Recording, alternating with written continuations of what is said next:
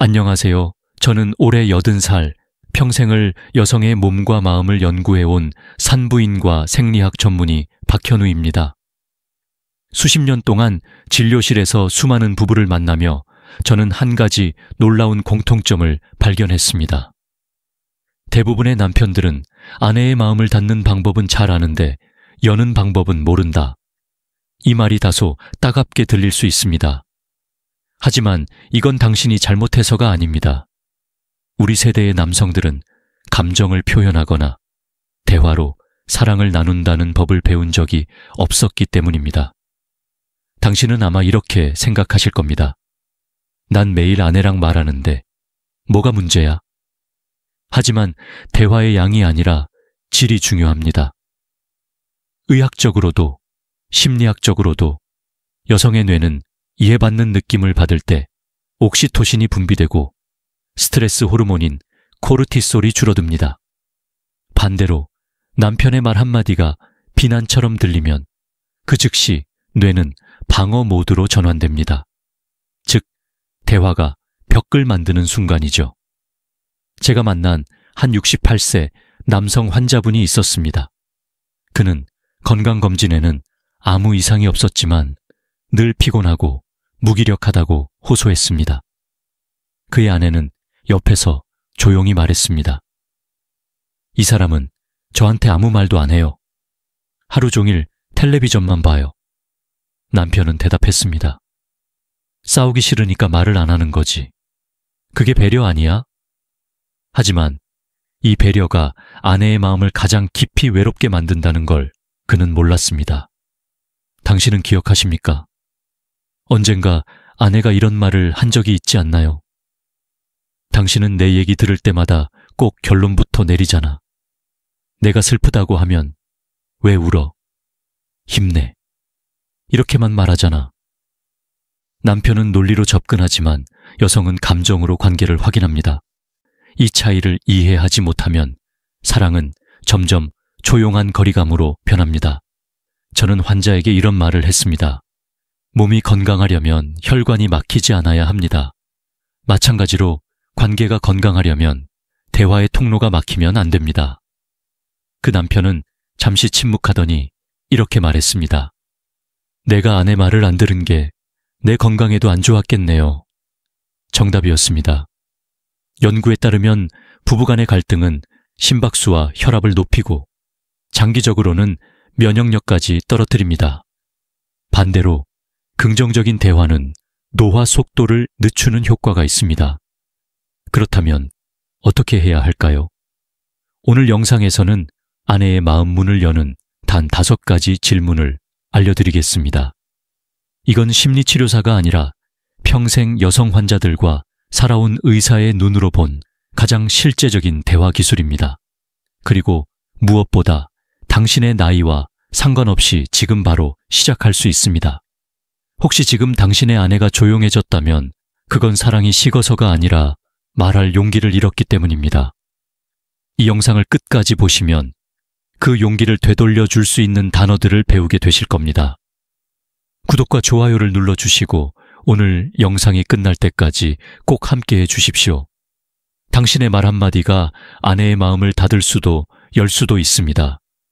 그리고 그 문을 여는 열쇠는 생각보다 훨씬 단순합니다.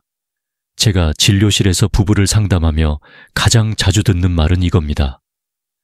우린 대화가 안 돼요. 그런데 이상하죠.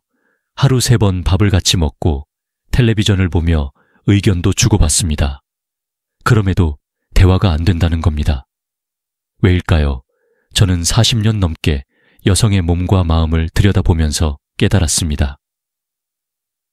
부부 사이의 진짜 문제는 의사소통의 단절이 아니라 감정의 단절입니다. 남편은 말로 설명하지만 아내는 마음으로 느낍니다. 즉, 한쪽은 논리의 언어를 쓰고 다른 한쪽은 감정의 언어를 쓰는 셈이죠. 이 둘이 다르다는 걸 모르고 평생을 함께 살면 서로는 점점 더 멀어집니다.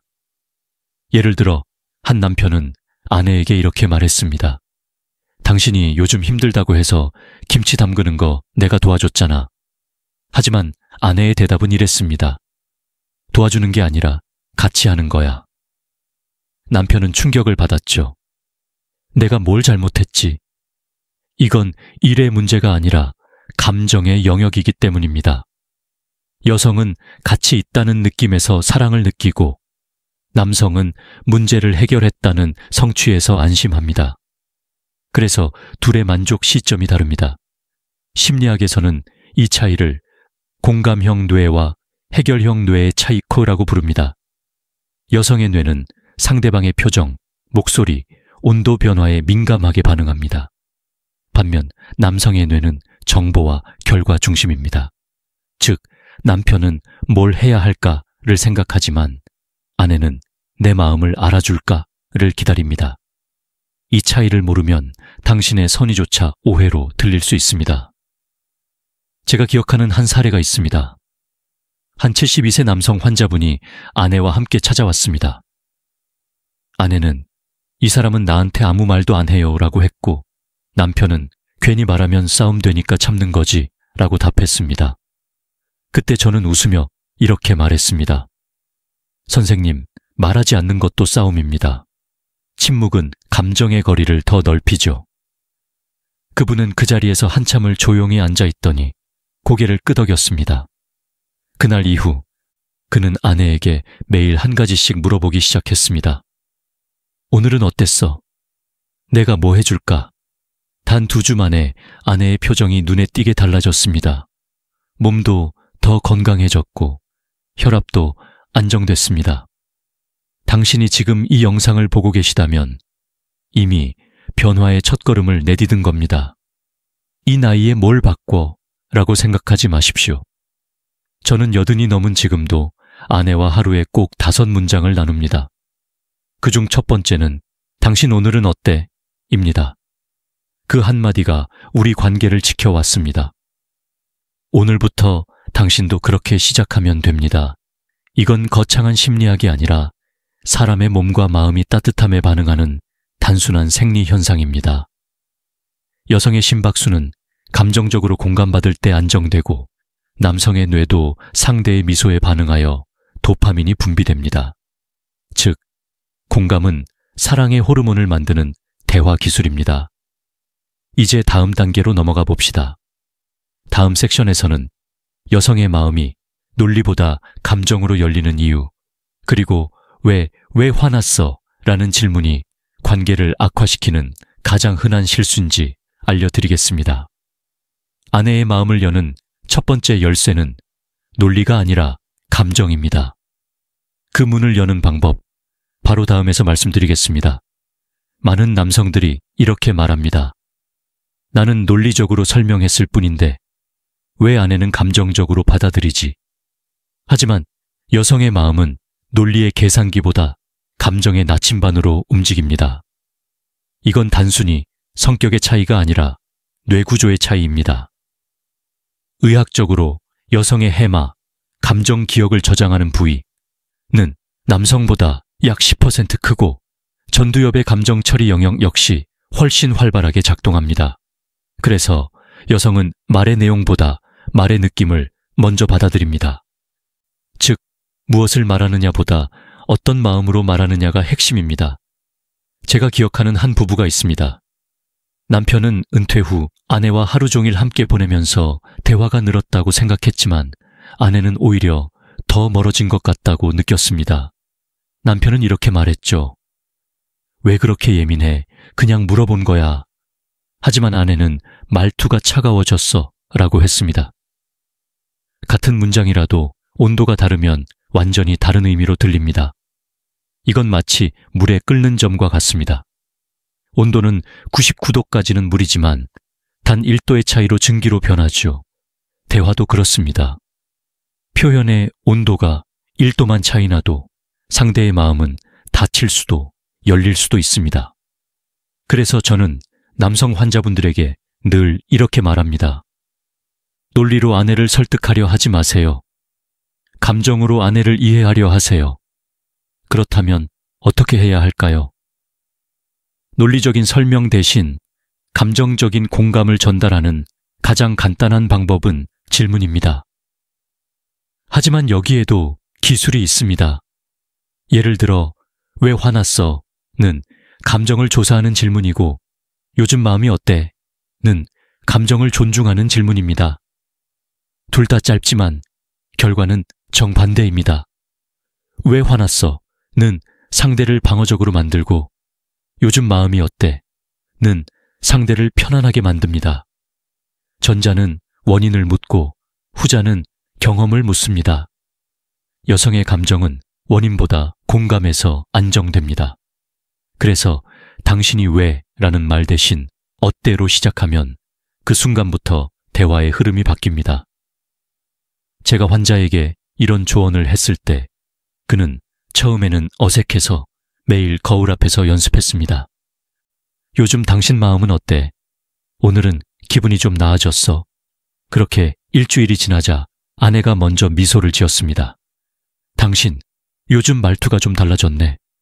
이 한마디가 그를 울렸습니다. 심리학 연구에서도 감정 공감을 표현한 대화는 상대의 세로토닌 수치를 높여 안정감을 주며 부부간의 신체 동조율을 회복시킨다고 합니다. 즉, 대화의 톤이 바뀌면 호르몬이 바뀌고 호르몬이 바뀌면 관계가 회복됩니다. 혹시 당신은 이렇게 생각하실지도 모릅니다. 이 나이에 감정 얘기를 하는 게 좀 쑥스럽다. 하지만 감정은 나이가 아니라 건강과 직결된 에너지의 순환입니다. 억눌린 감정은 몸의 긴장을 만들고 긴장은 혈압과 심박수를 높입니다. 그러니 감정을 말로 풀어내는 건 몸의 독소를 배출하는 것과 같습니다. 이제 아내의 마음 문을 여는 첫 번째 질문으로 들어가겠습니다. 바로 요즘 당신 마음은 어때? 입니다. 이 질문이 얼마나 단순하지만 강력한지, 그리고 왜 이 한 문장이 부부 관계를 바꾸는 첫 신호가 되는지 다음 섹션에서 구체적으로 보여드리겠습니다. 제가 이 질문을 처음 환자에게 권했을 때 그는 웃으며 이렇게 말했습니다. 선생님, 그건 여자들이나 하는 말이지요. 남자가 그런 말 하면 오그라들잖아요. 그의 표정에는 어색함과 동시에 약간의 두려움이 섞여 있었습니다. 그러나 저는 조용히 대답했습니다. 그 한마디가 평생 닫혀있던 마음의 문을 여는 열쇠가 될 수 있습니다. 왜일까요? 여성의 감정은 마치 봄날의 꽃망울과 같습니다. 갑자기 열리거나 강제로 피지 않습니다.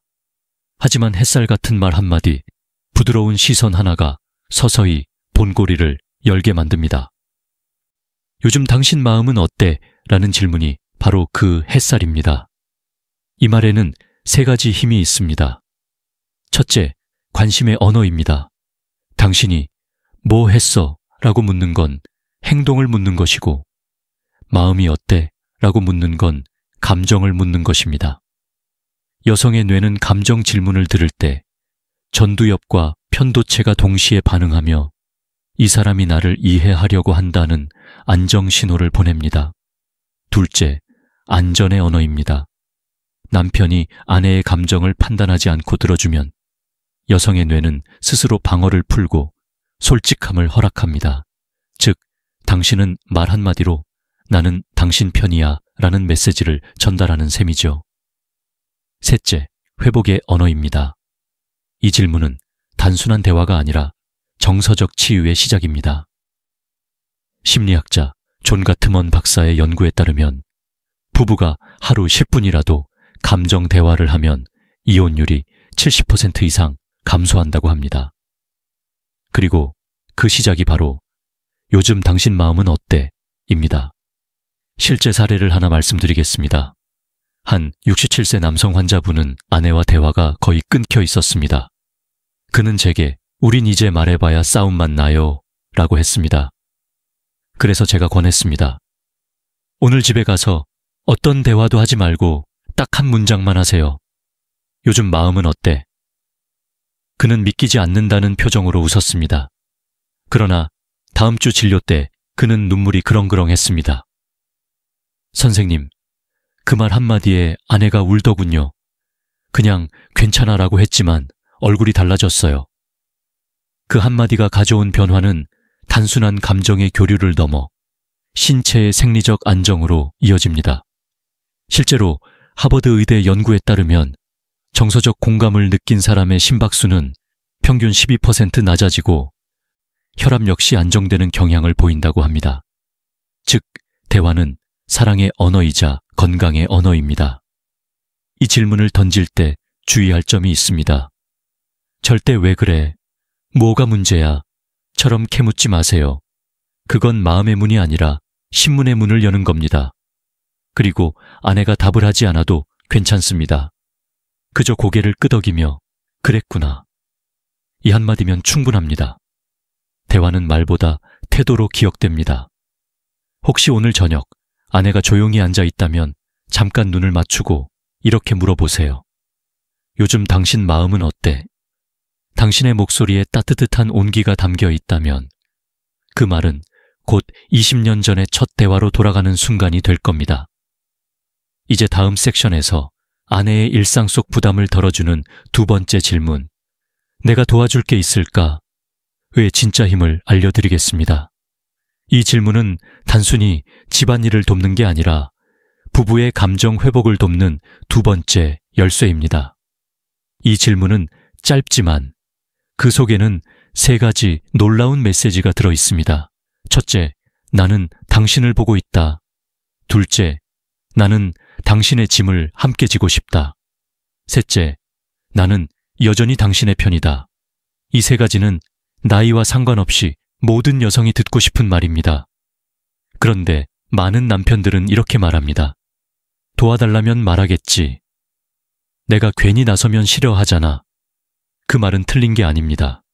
그러나 아내가 도움을 요청하지 않는 이유는 진짜로 필요 없어서가 아니라 부담 주기 싫어서입니다. 특히 오랜 세월 가정을 지켜온 여성일수록 내가 약해 보일까봐 말을 삼킵니다. 이때 남편의 한마디가 결정적입니다. 내가 도와줄 게 있을까? 이 말은 단순한 친절이 아닙니다. 여성의 뇌는 타인이 자신을 배려한다고 느낄 때 결속 호르몬이라 불리는 옥시토신을 분비합니다. 이 호르몬은 스트레스를 낮추고 마음의 경계를 부드럽게 만들어 관계를 안정시킵니다. 즉, 돕는 행위보다 돕고자 하는 의지가 사랑의 화학 반응을 일으킵니다. 한 부부의 이야기를 해드리겠습니다. 제가 진료하던 70대 초반 부부였습니다. 남편은 심장질환으로 치료를 받았고 아내는 간병하느라 지쳐 있었습니다. 남편은 늘 미안해서 아무 말도 못했다고 했습니다. 그런데 어느 날 병실에서 그는 조용히 아내에게 물었습니다. 내가 도와줄 게 있을까? 그 순간 아내는 눈물을 흘렸습니다. 그 말 한마디가 듣고 싶었어요. 그날 이후 두 사람은 매일 아침 서로에게 그 말을 건넸습니다. 오늘은 내가 뭘 도와줄까? 난 괜찮아. 당신이 이렇게 물어봐 주는 게 고마워. 그의 심박수는 점점 안정됐고 혈압 수치도 눈에 띄게 좋아졌습니다. 이건 우연이 아닙니다. 연구에 따르면 감사와 배려의 표현은 면역력을 높이고 노화 속도를 늦추는 것으로 밝혀졌습니다. 몸과 마음은 하나의 시스템입니다. 관계가 따뜻해지면 몸의 온도도 바뀝니다. 하지만 주의할 점이 있습니다.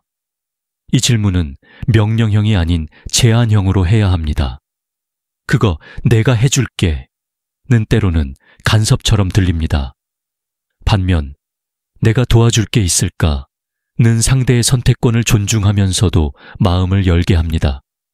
이 차이가 바로 존중의 언어와 지시의 언어의 경계입니다. 여성은 도와줘 라는 말을 꺼내는 순간 내가 약하다고 보일까 걱정합니다. 그래서 남편이 먼저 제안하는 한마디가 큰 의미를 갖습니다. 그건 단순한 도움의 제안이 아니라 나는 당신의 고단함을 알고 있다는 메시지이기 때문입니다. 혹시 오늘 당신의 아내가 피곤해 보인다면 이 말을 꼭 해보세요. 내가 도와줄 게 있을까? 아내가 괜찮아 라고 해도 괜찮습니다. 그건 필요 없다가 아니라 당신이 그렇게 말해줘서 고맙다는 뜻입니다. 이제 세 번째 질문으로 넘어가 봅시다. 이 질문은 관계를 회복시키는 가장 강력한 치료제입니다. 바로 내가 혹시 놓친 게 있을까입니다. 이건 단순히 사과의 표현이 아니라 존중과 신뢰를 되살리는 과학적 언어입니다. 다음 섹션에서 그 이유를 말씀드리겠습니다. 이 한 문장은 단순해 보이지만 그 속에는 깊은 성찰과 용기가 담겨 있습니다. 많은 남편들이 이렇게 말하죠. 내가 뭘 잘못했는지도 모르겠어. 그런데 정작 그 한마디를 직접 묻는 용기나트를 내는 남편은 거의 없습니다. 왜냐하면 잘못을 인정한다는 건 곧 자존심의 상처로 느껴지기 때문입니다. 하지만 제가 수십 년간 상담하며 본 바로는 이 질문이야말로 부부관계를 회복시키는 가장 빠른 방법이었습니다. 왜냐하면 이 말에는 내가 네 마음을 다시 보고 싶다는 뜻이 담겨 있기 때문입니다. 한 69세 남성 환자분이 있었습니다. 그는 아내와 40년을 함께 살았지만 최근 들어 서로 거의 말을 하지 않았습니다. 그는 제게 이렇게 말했습니다. 이젠 뭘 말해도 듣질 않아요. 내가 괜히 입 열면 싸움만 되니까 그냥 피합니다. 그에게 저는 조용히 물었습니다. 언제 마지막으로 아내에게 내가 혹시 놓친 게 있을까라고 물어보셨나요? 그는 잠시 생각하다가 한 번도요 라고 답했습니다. 그날 저녁 그는 집으로 돌아가 식탁에 앉은 아내에게 아주 조심스럽게 말했습니다. 내가 혹시 놓친 게 있을까? 처음엔 아내가 놀란 눈으로 쳐다보더니 잠시 후 이렇게 대답했습니다. 당신이 그렇게 물어본 건 처음이네. 그날 이후 두 사람은 30분 이상 대화를 이어갔습니다. 그는 다음 진료 때 제게 말했습니다. 그 한마디로 10년 묵은 답답함이 조금은 풀린 것 같아요. 이건 단순한 감정의 변화가 아닙니다. 의학적으로 자기 성찰과 사과의 언어를 사용할 때 뇌의 편도체 활성도가 낮아지고 전두엽의 공감 회로가 강화됩니다. 즉, 사과는 감정의 균형을 되돌리는 생리적 반응을 일으킵니다. 이 질문에는 세 가지 힘이 있습니다. 첫째, 겸손의 언어입니다. 내가 혹시 놓친 게 있을까? 는 내가 틀렸다가 아니라 내가 더 배우고 싶다는 신호로 들립니다. 이건 공격이 아닌 초대입니다. 둘째, 회복의 언어입니다. 관계의 균열은 대부분 의도하지 않은 상처에서 시작됩니다. 그 상처를 치유하는 가장 빠른 방법은 변명 대신 이해를 구하는 것입니다. 내가 혹시 놓친 게 있을까? 는 바로 그 다리 역할을 합니다. 셋째, 신뢰의 언어입니다. 당신이 먼저 낮은 목소리로 묻는 순간 아내는 이 사람은 내 이야기를 들을 준비가 되어 있구나라고 느낍니다. 그때부터 감정의 문이 조금씩 열립니다. 여성의 마음은 논리로 설득되지 않습니다. 그러나 진심이 담긴 사과와 공감에는 항상 반응합니다. 심리학 연구에 따르면 배우자의 사과를 진심으로 받아들인 사람은 수면의 질이 향상되고 스트레스 호르몬인 코르티솔 수치가 25% 이상 낮아집니다. 즉, 용서와 이해는 단순한 감정의 교류가 아니라 몸의 회복작용입니다. 혹시 지금 당신의 아내가 침묵으로 대답하고 있다면 그건 화가 나서가 아니라 아직 상처가 남아있어서입니다. 그럴 때 이렇게 말해보세요. 내가 혹시 놓친 게 있을까? 이 한마디가 당신의 사과를 대신하고 당신의 마음을 다시 연결시킬 것입니다. 다음 섹션에서는 네 번째 질문, 당신이 행복할 때는 언제야? 를 통해 아내의 과거 상처를 현재의 희망으로 바꾸는 방법을 알려드리겠습니다. 이건 부부가 다시 웃음을 되찾는 감정의 터닝포인트가 됩니다. 이 질문은 단순해 보이지만 부부관계의 방향을 바꾸는 가장 따뜻한 나침반입니다. 왜냐하면 이 말은 지금의 불만을 캐묻는 것이 아니라 행복의 기억을 꺼내기 때문입니다. 대부분의 부부는 세월이 흐르면서 무엇이 문제인지에 집중합니다. 하지만 진짜 회복은 무엇이 좋았는지를 다시 떠올릴 때 시작됩니다. 저는 수많은 부부를 상담하면서 이런 패턴을 보았습니다. 아내들은 남편이 자신을 비판할 때보다 과거의 좋은 기억을 함께 떠올릴 때 훨씬 빨리 마음의 문을 엽니다. 그 이유는 감정의 기억은 논리보다 오래 남기 때문입니다. 뇌과학적으로 즐거운 기억을 불러일으키는 질문은 편도체의 긴장을 완화하고 세로토닌 분비를 촉진해 마음의 안정과 신뢰를 회복시킵니다. 한 72세 남성 환자분이 있었습니다. 그는 아내와 자주 다퉜고 이유를 찾지 못했습니다. 제가 그에게 이렇게 말했습니다. 오늘 집에 가서 아내에게 당신이 행복할 때는 언제야? 라고 물어보세요. 그는 며칠 뒤 제 진료실에 와서 이렇게 말했습니다. 처음엔 아내가 멀뚱히 보더니 웃더군요. 당신이 퇴직하고 나랑 산책 다녔을 때. 그땐 좋았지. 그 말 듣는데 제 가슴이 뜨거워졌어요.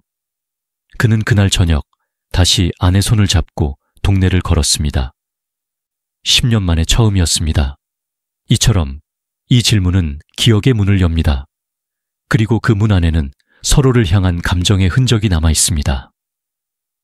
당신이 행복할 때는 언제야? 라는 질문은 내가 뭘 잘못했지? 라는 자책의 대화를 우리에게 아직 남은 건 뭐지? 라는 희망의 대화로 바꿉니다. 여성은 과거의 감정을 매우 섬세하게 기억합니다. 특히 행복했던 순간을 떠올릴 때 그 감정은 현재형으로 다시 느껴집니다. 즉, 그때의 미소와 따뜻함이 다시 살아나는 것이죠. 이건 단순한 회상 효과가 아니라 신경학적으로 실제 호르몬이 변하는 생리현상입니다.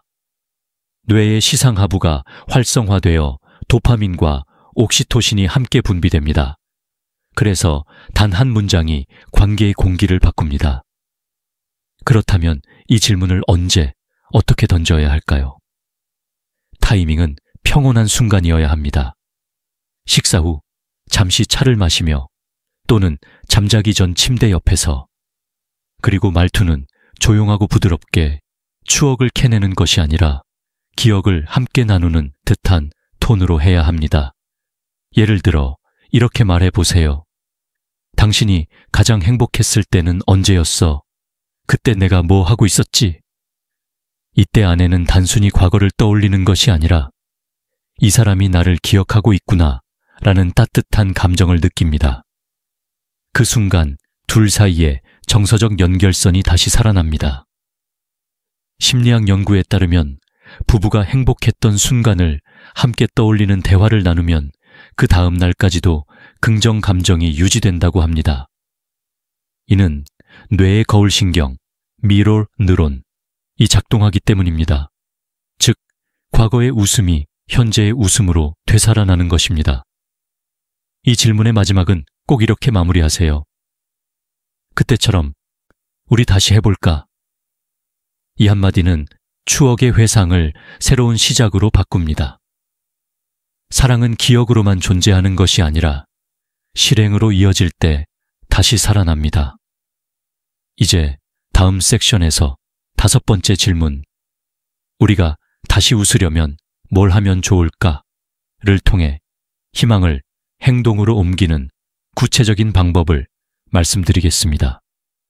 이 질문은 단순한 대화가 아니라 부부가 같은 방향을 바라보게 만드는 사랑의 나침반입니다. 이 질문은 지금까지의 4가지 질문을 하나로 묶는 마지막 열쇠입니다. 지금까지는 아내의 감정을 이해하고 도움을 제안하고 상처를 돌아보고 행복을 회상했습니다. 이제는 그 감정을 함께 미래로 옮기는 질문이 필요합니다. 그게 바로 우리가 다시 웃으려면 뭘 하면 좋을까?입니다. 이 말은 네가 바뀌어야 해가 아니라 우리 둘이 함께 바꿔보자는 제안입니다. 그래서 이 질문에는 협력의 언어, 희망의 언어, 미래의 언어가 동시에 담겨 있습니다.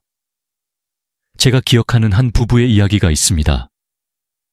결혼 45년 차 남편은 고혈압으로 치료 중이었고 아내는 남편의 식단을 챙기느라 지쳐 있었습니다. 남편은 어느 날 진료 후 조용히 아내를 보고 이렇게 말했습니다. 우리가 다시 웃으려면 내가 뭐부터 바꿔야 할까? 그 순간 아내는 눈시울이 붉어지더니 이렇게 답했습니다. 그 말 한마디면 돼요. 나 혼자 노력하는 줄 알았는데 이제 함께인 것 같아요. 그 한마디가 가져온 변화는 놀라웠습니다. 남편은 매일 아침 짧은 산책을 제안했고 둘은 매주 금요일마다 커피 데이트를 다시 시작했습니다. 그들이 웃는 모습을 본 아들은 말했습니다. 부모님이 예전보다 더 젊어 보이세요. 실제로 연구에서도 밝혀졌습니다. 함께 긍정적인 목표를 세운 부부는 혈압, 심박수, 수면의 질이 모두 좋아지는 경향을 보입니다. 심지어 면역력까지 향상됩니다. 이 질문의 핵심은 우리라는 단어입니다. 부부관계는 1인칭 단수 아이손가 아니라 1인칭 복수 위로 유지됩니다. 내가 행복하려면 이 아니라 우리가 다시 웃으려면 이라고 물을 때 그 순간부터 대화는 경쟁이 아닌 동행이 됩니다. 이 질문을 던질 때의 요령은 다음과 같습니다. 첫째, 타이밍을 잡으세요.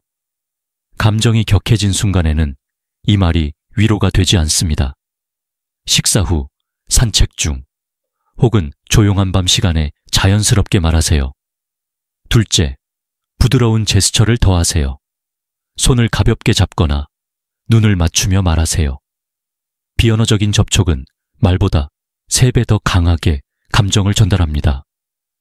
몸의 터치가 따뜻한 기억을 되살리는 것은 과학적으로도 입증된 사실입니다.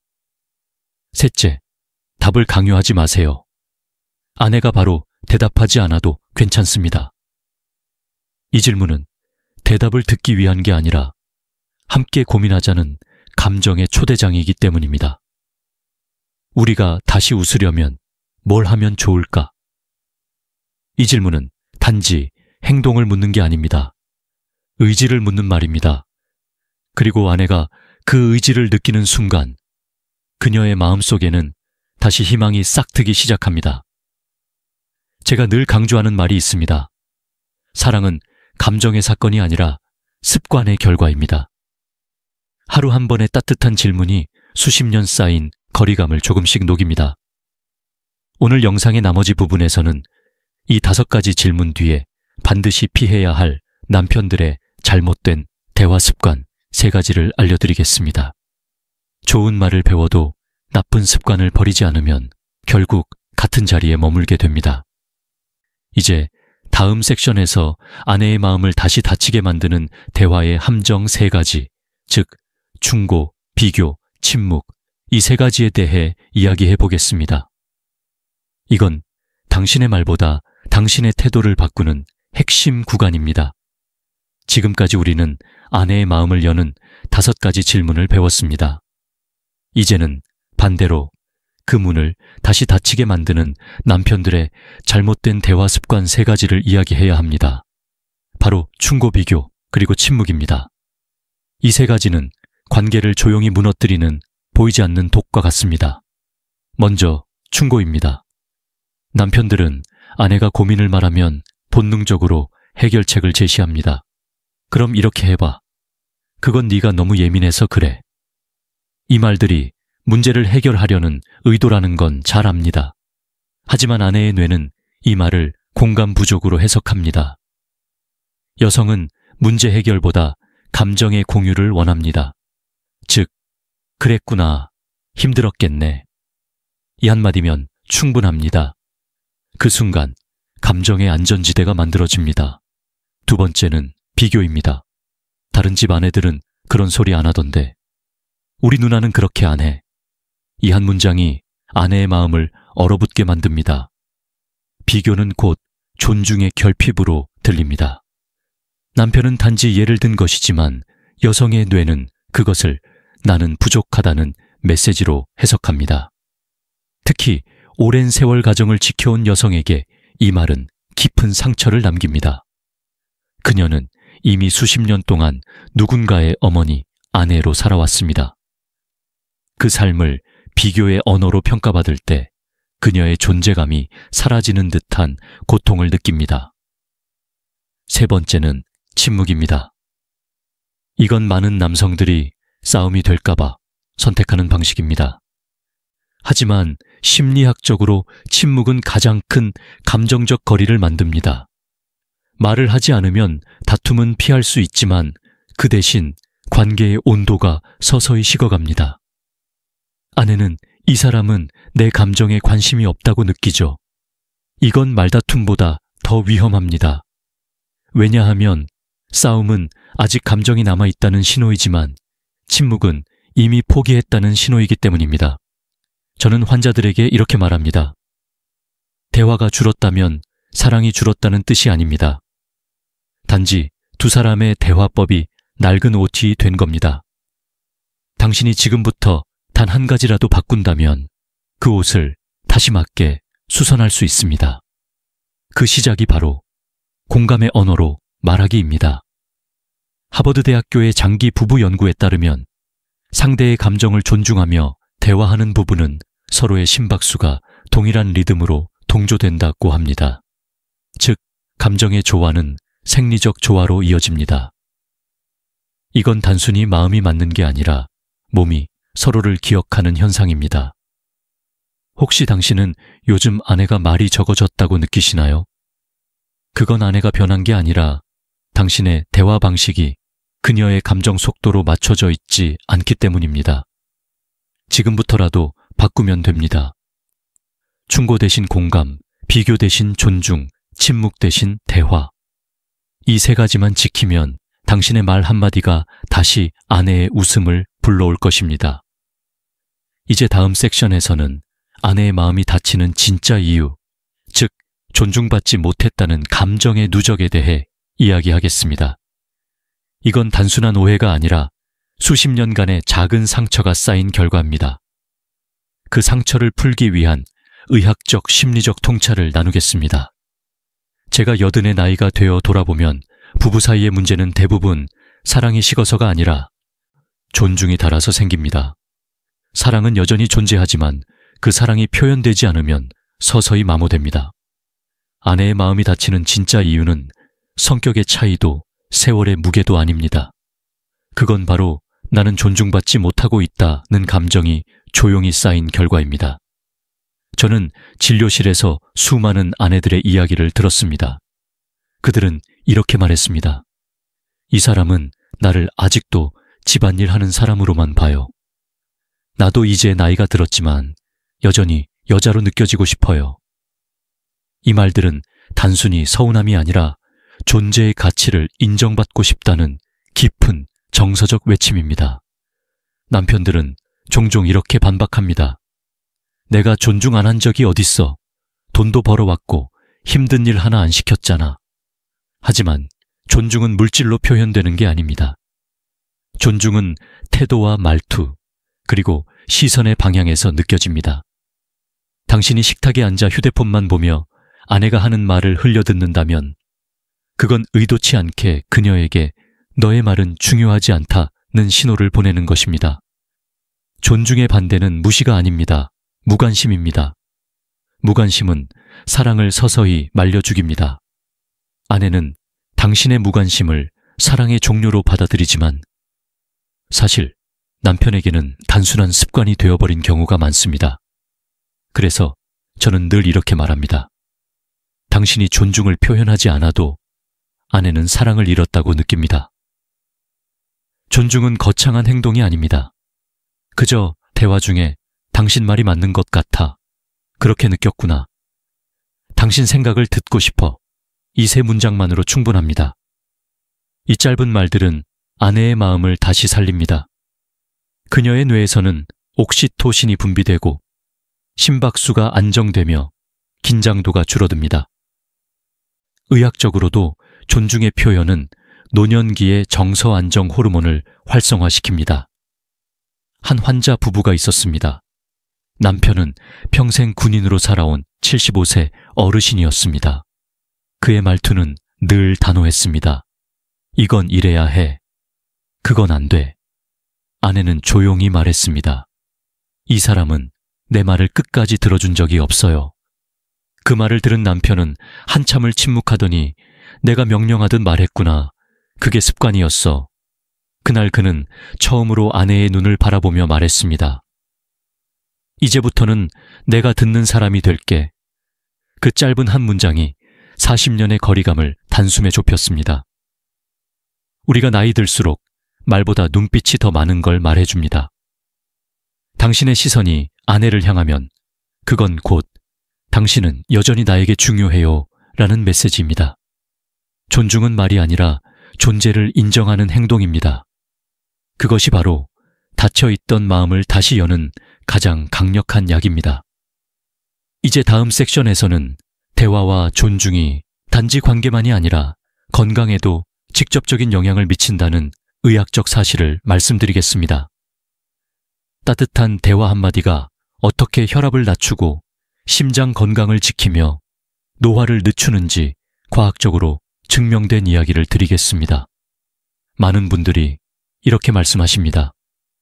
박 원장님, 마음 문제는 마음 문제고 건강은 건강 아닙니까? 하지만 아닙니다. 의학적으로 정서적 관계의 질은 신체 건강에 직접적인 영향을 미칩니다. 즉, 당신의 말투 하나, 대화 습관 하나가 혈압, 심박수, 수면의 질까지 바꿀 수 있습니다. 하버드 의대의 20년 장기 연구에 따르면 부부간의 대화가 따뜻하고 공감적일수록 심혈관 질환 위험이 30% 이상 낮아졌습니다. 반대로 냉소적이고 방어적인 대화를 자주 하는 부부는 심장 박동이 불규칙해지고 면역 기능이 떨어지는 것으로 나타났습니다. 그 이유는 간단합니다. 감정의 긴장은 신체의 긴장으로 이어지기 때문입니다. 스트레스가 쌓이면 우리 몸은 코르티솔이라는 호르몬을 분비합니다. 이 호르몬은 단기적으로는 생존에 필요하지만 장기적으로는 혈압을 높이고 혈관을 수축시키며 근육과 면역세포의 기능을 약화시킵니다.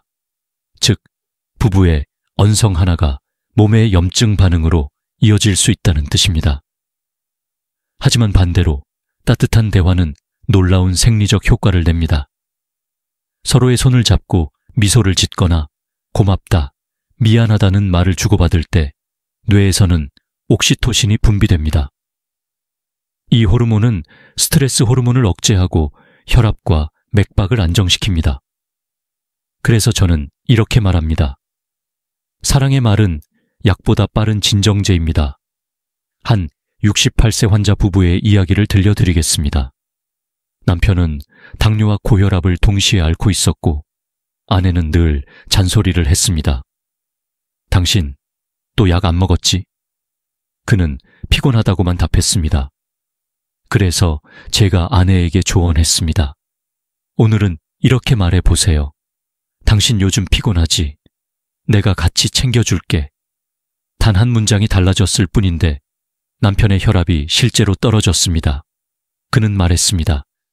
그 말 한마디에 마음이 편해졌어요. 이건 단순한 심리 효과가 아닙니다. 몸의 생리 반응입니다. 뇌의 시상하부가 안정신호를 보내면 자율신경계가 평형을 이루고 심박수, 혈압, 호흡이 자연스럽게 조절됩니다. 즉, 공감은 몸의 자가 치유 시스템을 작동시키는 스위치입니다. 저는 종종 이렇게 말합니다. 말은 공기 중에 사라지지만 그 울림은 몸속에 남는다. 당신이 아내에게 따뜻하게 말할수록 그 울림은 당신의 심장에도 그녀의 심장에도 닿습니다. 그리고 그것이 두 사람의 삶을 더 길고 더 건강하게 만듭니다. 이제 곧 마지막 두 섹션에서는 이 모든 대화의 끝에 찾아오는 감정적 결실, 즉 사랑과 존중이 회복될 때 어떤 변화가 생기는지, 그리고 마지막으로 당신에게 드리는 작은 실천의 약속과 격려의 말을 전하겠습니다. 지금 이 영상을 보고 계신다면 당신은 이미 사랑을 다시 배우는 사람입니다. 그리고 그건 어떤 치료나 약보다 강력한 인생의 회복제입니다. 사람의 마음은 한순간에 식는 것이 아닙니다. 그리고 사랑 역시 어느 날 갑자기 사라지는 것이 아닙니다. 그저 서로의 말이, 서로의 눈빛이 서서히 다른 방향을 보기 시작할 뿐입니다. 그러나 방향이 달라졌다고 해서 같은 길로 돌아올 수 없다는 뜻은 아닙니다. 저는 80세가 넘은 지금도 하루를 마무리하며 아내에게 꼭 한 문장을 건넵니다. 오늘은 당신이 어떤 하루였는지 듣고 싶어요. 이건 단순한 인사처럼 들리지만 사실은 우리가 여전히 서로의 삶 안에 존재하고 있다는 증거입니다. 사랑은 거창한 선물이 아닙니다. 사랑은 매일 반복되는 관심의 대화, 감정의 공감, 그리고 존중의 표현으로 피어납니다. 그 말 한마디, 그 눈빛 하나가 상대의 하루를 바꾸고 당신의 건강까지도 바꿉니다. 오늘 이야기한 5가지 질문을 기억하십시오. 1. 요즘 당신 마음은 어때? 2. 내가 도와줄 게 있을까? 3. 내가 혹시 놓친 게 있을까? 4. 당신이 행복할 때는 언제야? 5. 우리가 다시 웃으려면 뭘 하면 좋을까? 이 5문장은 단순한 질문이 아니라 당신의 결혼을 새롭게 시작하는 5개의 열쇠입니다. 그 문을 여는 순간 당신은 단지 대화를 나누는 것이 아니라 서로의 인생을 다시 연결하는 겁니다. 한 가지 꼭 기억하셨으면 합니다.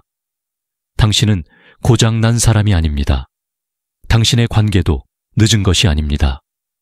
존중, 용기, 사랑, 이 3가지가 있는 한 언제든 다시 시작할 수 있습니다. 오늘 영상이 당신의 마음에 닿았다면 당신의 아내에게 오늘 밤 이렇게 물어보세요. 요즘 당신 마음은 어때? 그 한마디가 당신의 인생을 그리고 그녀의 마음을 바꿀 수 있습니다. 이 영상을 끝까지 함께해 주셔서 감사합니다. 당신의 부부 관계가 오늘보다 조금 더 따뜻해지기를 진심으로 바랍니다. 저는 박현우 원장, 평생 당신의 건강과 마음을 지켜드릴 의사입니다. 혹시 이 영상이 도움이 되셨다면 좋아요와 구독을 눌러주시고 댓글에 숫자 2를 남겨주세요. 그 숫자가 나는 오늘부터 아내와 다시 대화하겠습니다 라는 약속이 될 겁니다. 다음 영상에서는 아내가 정말로 원하는 손길의 순서, 그 은밀하지만 과학적인 진심의 언어를 말씀드리겠습니다. 놓치지 마십시오. 당신의 삶은 아직도 사랑을 배울 시간이 충분합니다.